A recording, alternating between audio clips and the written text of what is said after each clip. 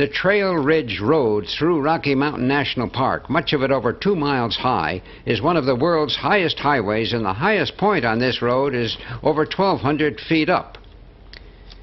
We felt this would be a good place to do a bit of Rocky Mountain climbing ourselves, so we all got out of the car and managed to clamber up to a rocky vantage point where we could look down at the highway below and up to the even higher mountains above. Just outside the park, in the ski resort town of Estes Park, we found a marvelous miniature golf course. We had established a tradition of finding one outstanding miniature golf course every summer on our family camping trips, and this turned out to be one of the best, with all kinds of fancy loop-the-loops and other contraptions for each one of us to have the fun of putting a golf ball through.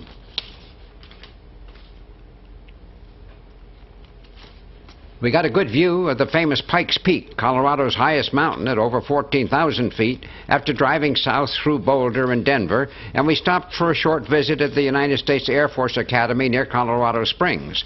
Then it was on to the world's highest suspension bridge at the famous Royal Gorge of the Arkansas River in Cannon City, Colorado. This 1,200-foot-long engineering wonder spans the highest and most precipitous spot of the Royal Gorge at a height of over 1,000 feet above the river. Completed in 1929, this fantastic suspension bridge carries both auto and pedestrian traffic. At the bottom of the gorge, the railroad tracks of the Denver and Rio Grande Railway worm their way through the narrowest part of the canyon alongside the winding Arkansas River. This incredible train route has been operating since the late 1800s. At one point on the side of the canyon, an open carriage takes passengers down a steep inclined track to the bottom of the gorge.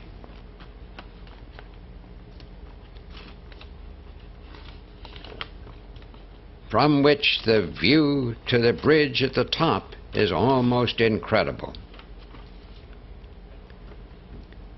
Now we were ready to head fast for home, admiring the white-faced Hereford cattle that we passed on the plains of the Jayhawk state of Kansas, and stopping in Dodge City, Kansas, to have our pictures taken in front of the reconstructed Long Branch Saloon of Western fame. Missouri was our last new state this summer, and in the river town of Hannibal, we examined Tom Sawyer's whitewashed fence and were reminded that Mark Twain had written that story back in our own home state of Connecticut, in the Mark Twain House in Hartford, where Twain had lived when writing Tom Sawyer in the 1870s. So that made a good ending for our 1960 trip. Well, after that trip to the Great Northwest, we still had 7 more states to go to meet our goal of visiting all 48 states. And we spent much of the next year getting ready for our 5th summer of family camping in 1961. If you may think back, you may remember that this was when the youthful John Fitzgerald Kennedy had just become president of our United States. And his vigor, I think, helped to inspire our family to gear up to meet this final goal. Actually, you may have noticed that we went through parts of New York State on the 3 previous summers, but we never had really gone to New York City itself, the Big Apple. And so we did go for one extra family excursion in the spring of 1961 down to New York City. And with a foreign exchange student who was living with us at that time, Sigrid Newman, we visited the Statue of Liberty and a number of other of the New York City sites. We took a ferry out to what is now called Liberty Island, on which stands one of the most colossal sculptures in the history of the world, and the single most symbolic structure in the entire United States. We had arranged to meet on the dock my father, the Reverend Robbins W. Barstow, Sr., who before his retirement had had an office at the National Council of Churches in New York City. He had offered to show us key points of interest, including this monumental statue of Liberty Enlightening the World, a gift from the people of France to the people of the United States, erected here in 1886 to commemorate France's help in the American War of Independence and our two countries' abiding friendship. Rising 300 feet above the base of its gigantic stone pedestal, the statue was created by French sculptor Auguste Bartholdi out of copper plates and steel girders. Long flights of interior stairs lead to observation windows in the statue's crown, from which there is a tremendous view of the harbor and the New York City skyline. Times Square, located at 42nd Street and Broadway, is an awesome sight for small-town visitors. This is the way the Great White Way looked like in 1961, with its huge lighted advertising signs and bright theater marquees. Walking just a few blocks on to Fifth Avenue, we came to the over-towering landmark of the Empire State Building, rising to a total height of almost 1,500 feet. When we visited it in 1961, this was the tallest building in the world, nearly 500 feet higher than Paris's renowned Eiffel Tower. From the observation deck on the 102nd floor, people and cars down below looked like ants and beetles. Over in the distance, along the East River, we could see the United Nations buildings, and this was our next destination, descending the steps by Isaiah's Wall of Peace across from the Avenue of Flags. The United Nations was established in 1945 at the close of World War II to save succeeding generations from the scourge of war.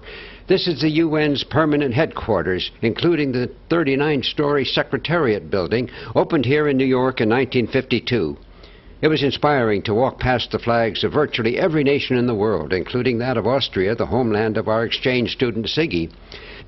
We were impressed at the global significance of this one place where representatives of all countries can meet together to discuss, debate, and take action to help bring about peace and maintain justice throughout the world, not always successfully, but providing humankind's best hope for all in the future. Well, after that, we really concentrated on mapping out a route through the Southwest that would enable us to visit all the remaining 7 states that we hadn't yet been to, and also the national parks and other attractions that we determined we wanted to see in this last summer. Actually, it turned out that summer we went 9,600 miles. And I was able to get my vacation extended by 5 days, so we had a total of 35 days, and that meant we actually only averaged 267 miles a day, and there were several places where we were able to stay more than one night.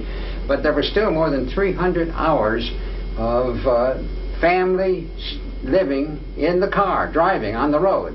And the fact that our family of 5 was able to survive 300 hours during that period of time in that car and still be a happy and intact family, we felt really good about. It wasn't all sweetness and light. We had some squabbles from time to time, but we finally did accomplish our goal, and now I'll show you the route that we took that summer in 1961, the last route.